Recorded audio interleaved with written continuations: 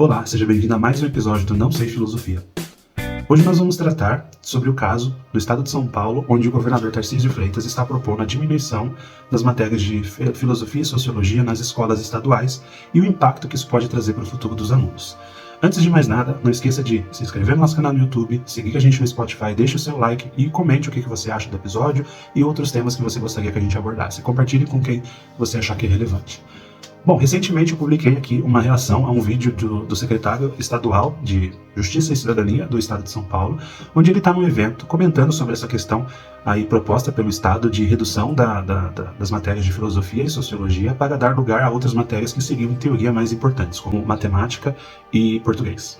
Nesse evento ele faz uma crítica ali a um público que parece ser um público sindicalizado, dizendo que essas matérias só servem para os esquerdistas e que isso não ensina nada, enfim, uma série de baboseiras. Apesar do governador não ter declarado exatamente isso, ele usa a justificativa de que, na verdade, aquilo vai dar mais espaço a matérias que seriam mais relevantes, vamos dizer assim, para o desenvolvimento.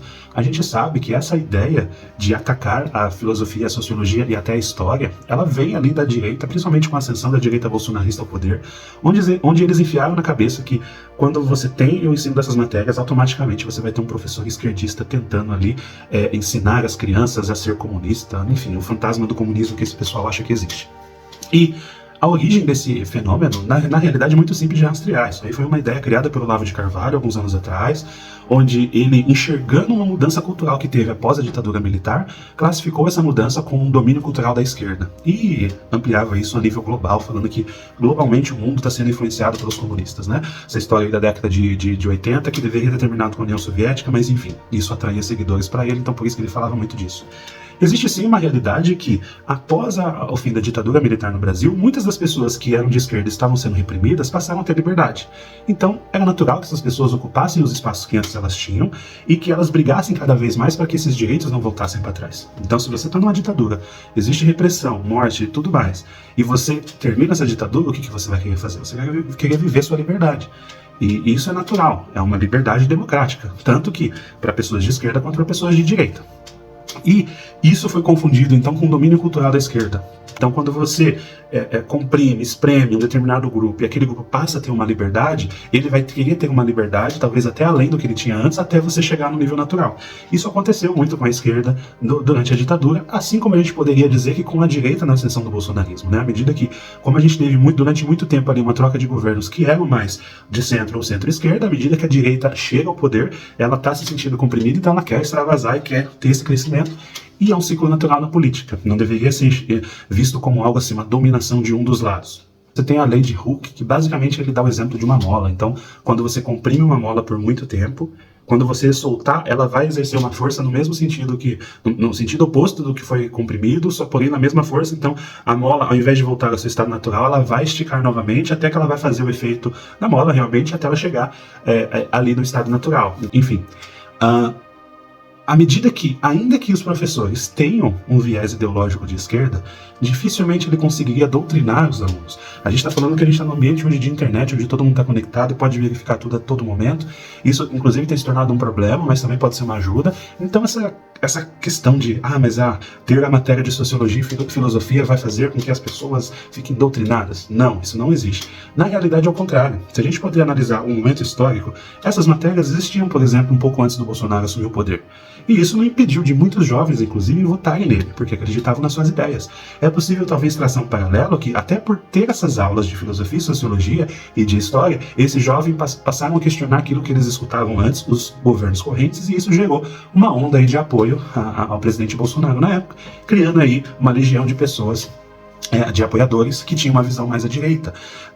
A gente também pode trazer o argumento, que inclusive comentei lá no react desse comentário infeliz desse secretário, que se a gente poder pegar a história do pensamento de direita, do pensamento liberal e do pensamento libertário, né, que são duas questões diferentes, um ali defendido pelo von Mises, outro defendido pelo Murray. Basicamente a gente está falando que eles eram pensadores da sua época, eles eram de certa forma filósofos. talvez filósofos econômicos, mas enfim, de certa forma eles fundaram ali o que é chamado da escola austríaca, que tinha pensamentos de contraposição às ideias principalmente de Marx e outras, e de estabilização da economia, enfim, toda uma teoria ali que acreditava que o mercado, tendo mais liberdade, poderia então melhorar a sociedade como um todo. Isso é uma filosofia. Se a gente começar a retirar esse tipo de educação, esse tipo de estrutura dos alunos, como que eles vão pensar por si mesmos? Como que a gente pode dizer que vai chegar um pensador de direita no futuro? Então, à medida que você está tentando ali reduzir o papel da esquerda, você acaba também tirando os elementos que poderiam ajudar a fortalecer a direita. E isso é natural na sociedade. As pessoas precisam ter condições de pensar por si mesmas. Acreditar que o professor vai estar ali doutrinando, primeira coisa, nenhum professor é imparcial. Ninguém é imparcial. Você aí que está me ouvindo, eu que estou falando, o Tarcísio, o Bolsonaro, o Lula, não importa quem. A gente não é um ser imparcial. A gente tem uma formação cultural, a gente tem uma formação dentro de casa, a gente tem uma formação educacional, a gente tem fatores de classe social, de renda, todos esses influenciam. A experiência que eu tive na escola é diferente da experiência que você teve.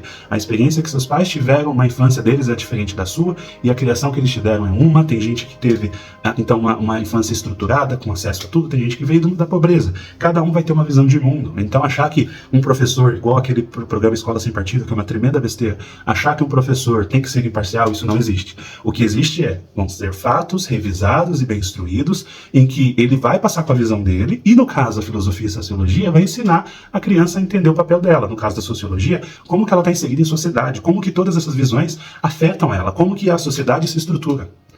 No caso da filosofia, o questionar, aprender a questionar, inclusive questionar o que está sendo passado na sala de aula. Então você tira esses meios. Mas vamos focar em matemática e português porque é o mais importante. Não adianta você saber fazer uma conta se você não sabe viver em sociedade. Isso não existe. Não existe. A gente acaba formando alguém para passar no vestibular e a pessoa vai trabalhar numa empresa ou vai tentar abrir seu próprio negócio e não consegue lidar com as outras pessoas. Que sociedade que vai ser essa? Então a gente deveria, na verdade, como estruturar melhor essas matérias, como dar um apoio, além de filosofia, de questionamento, sociologia, de convívio, também a questão da saúde mental e coisas do tipo. Então a gente deveria estar preocupado com isso. A gente está indo no caminho inverso, reduzir as matérias para aquilo que, em teoria, é o essencial, vai montar um monte de gente que é capaz de fazer uma conta, mas não é capaz de falar bom dia e conversar com outra pessoa. Não é capaz de respeitar as diferenças. Isso é extremamente importante. Então, esse é um tema que eu acho que é bem relevante, eu queria trazer aqui hoje, eu gostaria de saber qual que é a sua opinião. Importante que a filosofia e a sociologia sejam sempre estimuladas, e você dentro de casa, com sua família, seja com seus filhos, seja com sua família como um todo, com seus amigos, sempre tragam esse tema da filosofia como uma discussão. A filosofia não é matéria de maconheiro, também não é matéria de esquerdista, é matéria de quem quer aprender e ensinar. E os grandes filósofos formaram tanto pessoas de esquerda quanto pessoas de direita. Essas pessoas repetem ideias bem deturpadas, inclusive, que foram criadas por um pensador há 300 anos atrás, só que elas defendem que não exista mais pensamento crítico. É um contrassenso. No mundo dessas pessoas, não existiria Mises, não existiria libertarianismo, existiria apenas um regime e ninguém poderia questionar esse regime. Isso não faz o menor sentido. Enfim, espero que você tenha gostado, comente abaixo o que você achou e até o próximo episódio.